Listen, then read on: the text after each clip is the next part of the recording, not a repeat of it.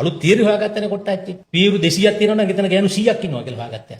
මතක නැද්ද? මැණික්ගඟට චූ යන්නේ හොයාගත්තෙත් කොට්ටාච්චි. දැන් මිනිස්සු කවුරුත් දාන්නෙත් නැහැ ඒකේ. ඕනම මිනිහෙකුට හෝ ගැහණියෙකුට ඕන ඇත්තක් බොරුවක් කරලා කියන්නත් ඕන බොරුවක් ඇත්තක් කරලා කියන්නත් මේ රටේ මූලික අයිතිවාසිකමක් තියෙනවා කියලා. ඒක දන්නේ දැනගත්තෙත් කොට්ටාච්චි කියන්නේ. මිනිස්සු ඡන්දෙ දුන්නේ ඒවට. නැත්තම් කියන්නකො වෙන මොකටද ඡන්දෙ දුන්නේ කියලා. ඔය දැන් අර සංහිඳියාවට මේ ආණ්ඩුව කිසිම දෙයක් කළා නැහැ කියන එකත්. මොකක්ද කරලා තියෙන කියන්න ඔබ. ඔය ජිනීවා මානව හිමිකම් ප්‍රශ්නේ සම්බන්ධයෙන් හොඳ ටූල් එකක් මේ ආණ්ඩුවට නැතිවා නෙවෙයි. මොකද ජනාධිපතිවරණයේදී දිස්ත්‍රික්ක මැතිවරණ දිස්ත්‍රික්ක 22කින් මට මතක විදිහට මඩකලපුව හැරෙන්න අනිත් ඔක්කොම මාලිමාවේ පාටින් ලකුණු වුණා. දෙමළ ජනතාව පවා මේ අනුර කුමාරව විශ්වාස කරා කියන එක. මේක නිසා අපිට chance එකක් දෙන්න පුළුවන් කියන ඒ තර්කයේ ආණ්ඩුව පැත්තට තියෙනවනේ. මොකද ටූල් එක? ඒ කියන්නේ දෙමළ ජනතාවත් මේ දකුණෙන් පත් වෙච්ච අනුර කුමාර දිසානායකට වෙන ආණ්ඩුව වලට නැතුව දුන්නා කියන එක සංහිඳියාවේ ඒක මූල ධර්මයක්. ඒක උතුර මිනිස්සු සාධාරණයිනේ. දකුණු මිනිස්සු සාධාරණයිනේ. මේ ඡන්දේ ජවිපේ දිනුපු එක හොඳයිනේ. කවුරු හරි කියනවනම් වැරදි කියලා ඒක මෝඩකමක්. ඒක දිනන්න ඕනනේ. හේතුව තමයි උතුරු නැගෙනහිර ජනතාවත් බැලුවා. ඒගොල්ලන් කීප දෙනෙකුටම උදව් කරානේ. ඡන්දේ දුන්නානේ මීට පෙර. හැබැයි ඒගොල්ලෝ බලාපොරොත්තු වෙන මට්ටමේ ඒගොල්ලන්ට ලැබුණේ නැහැ. සිංහල මිනිස්සු මොකද්ද කරේ? සිංහල මිනිස්සු බලාපොරොත්තු වෙන දේවල් අපේ කිස්ටි කපාලකින්ගෙන් ලැබුණේ නැහැ තමයි. හැබැයි ඉතින් එතන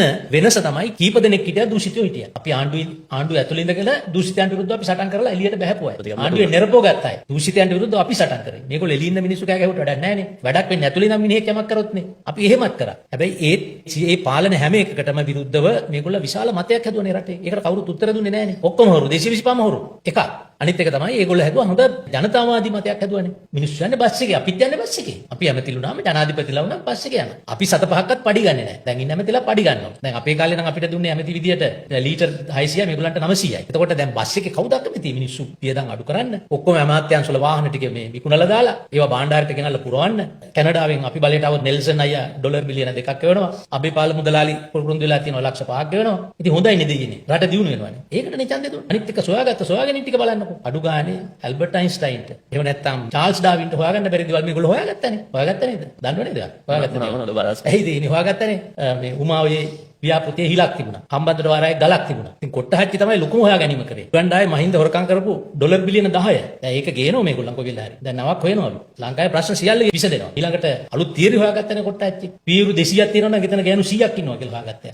මතක නැද්ද? මැණික්ගඟට චූ යන්නේ හොයාගත්තෙත් කොට්ටහච්චි. දැන් මිනිස්සු කවුරුත් දාන්නෙත් නැහැ ඒකේ. ඕනම මිනිහෙකුට හෝ ගැහණියෙකුට ඕන ඇත්තක් බොරුවක් කරලා කියන්නත් ඕන බොරුවක් ඇත්තක් කරලා කියන්නත් මේ රටේ මූලික අයිතිවාසිකමක් තියෙනවා කියලා. ඒක දන්නේ දැනගත්තෙත් කොට්ටහච්චි කියන්නේ. මිනිස්සු ඡන්දෙ දුන්නේ ඒවට. නැත්තම් කියන්නකො වෙන මොකටද ඡන්දෙ දුන්නේ කියලා. ඔබ දැන් දන්නේ නැතිනේ මාධ්‍යවේදියෙක් විදියට වෙන මොනකටද ඡන්දෙ දුන්නේ? මට මේ වෙලාවේ මතයක් ප්‍රකාශ කරන්න නෑ මම පූර්ණකයා නිසා. ඕනම කෙනෙක් එක්ක මම මේක පිළිබඳව වාද කරන්නත් මම සූදානම්. මේ රටේ ජාතිවාදී වෛරය හැදුවෙම ජවිපේ. ජවිපයක් මේ රටේ තිබුණේ නැත්තම් දෙමළ ජනතාවත් සිංහල ජනතාවත් අතර අදට කිසිදු ભેදයක් නැහැ. ඇයි හේතුව? විජේවීරගේ පන්ති පහේ ගැන්වීම ඉන්දියානු ව්‍යාප්තවාදෙත් එක්ක. ඒකට විරුද්ධව. එහෙනම් පහ දක්වා මේගොල්ලන්ට පුළුවන් 6ට බැරි එකනේ පන්ති 5ටනේ ගියේ.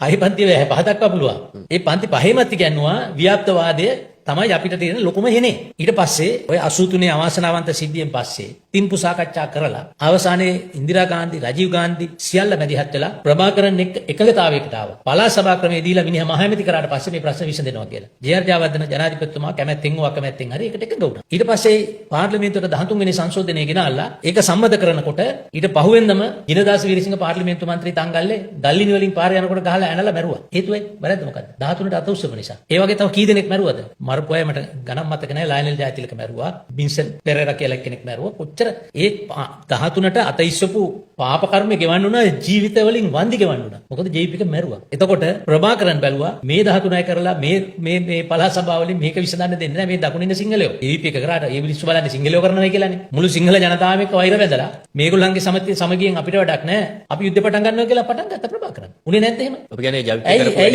ඉන්දියාවේ බඩු වර්ජනය කරන්න කිව්වා. ඉන්දියාවේ බඩු ගෙනලා අලලුණු විකුණපු පෙට්ටි කඩේ උන්ට වෙඩි තියලා මැරුවා. ඒගොල්ලෝ ඒ වෙලාවේ මිනි වලින් පලි ගත්තා. මරපු මිනිහාගේ මිනිය දණියෙකුට උස්සන්න තහනම් කරා. මතකද? දැන් ඉන්න ඕගොල්ලන්ගේ පරම්පරාව මේව දන්නේ නැහැ. එදා පළාත් සභාවට ඔබ හිතනවාද ජේ.ආර්. ජයවර්ධනයි රජීව් ගාන්ධි දෙන්නම මෝඩයෝ කියලා? ප්‍රභාකරන් එකඟ වුණේ නැත්තම් මේ විසඳුමින් සෑහීමකට පත් වෙනයි කියලා ඒ දෙන්න අස්සම් කරනවද ඕක? අනිත් එක මේ മന്ത്രിලාට ආරක්ෂාව දෙන්න එපයි කියලා කෑ ගැහුවා. മന്ത്രിලා ඒ කාලේ කෝච්චිය ගියේ 13 වෙනි සංශෝධනයේ සම්මත කරන්න කාලේ ජයාට සිද්ධ වුණා മന്ത്രിලාගේ ජීවිත බේරගන්න පවුල් පිටින් ගෙනල්ලා ඔබරොයි එකේ නවත්තලා STF එක දාලා ආරක්ෂාව දෙන්න. ඊට පස්සේ තමයි മന്ത്രിලාට මේ සිකියුරිටි ගාඩ්ලා දුන්නේ. පොලිසියෙන් ආරක්ෂාව දුන්නේ. ඒගොල්ලෝ කරපුවා මේ රටේ. මේ රටේ සාමාන්‍ය මිනිස්සු කරපුවා නෙවෙයි. මම කියන්නේ මේ රටේ සම්පූර්ණ සිංහල දෙමළ මිනිස්සු අතර වෛරය හැදුවේ ජවිපේ. ඒ වගේම පෞගේ මැතිවරණ කොට හැම දේශපාලඥයම හොරෙක් කියලා සම්පූර්ණ වෛරය මත පමණක් ඡන්දය දෙන්න ඔලු ගෙඩි සේදුවේ ජවිපේ. පුළුවන් නැහැ කියන්නේ කියන්නකෝ. දැන් ඔබ කියන්නේ 13ට අත උස්සපු පිරිස මරලා ඒ පසුබිම හැදීම නිසා තමයි LTT එක මේ විදිහ ආයුධ අරගෙන මම කියන එක නෙමෙයි. මම කියන එක නෙමෙයි. මේ යන්තම් හරි මොලේ කලඳක් තියෙන ඕන මිනිහෙකුට තේරෙන දෙයකනේ. නැත්තම් මේ මිනිස්සු අත්සන් කරලා රජීව් ගාන්ධි ඇවිල්ලා මෙහෙ නේවිකාරයෙක්ගෙන් තුවක්කුවෙන් මේ බැට කාලා ගිහිල්ලා අන්තිමට මේ මිනිහා මිනිස්සු ජීවිතේ වන්දි ගෙව්වා.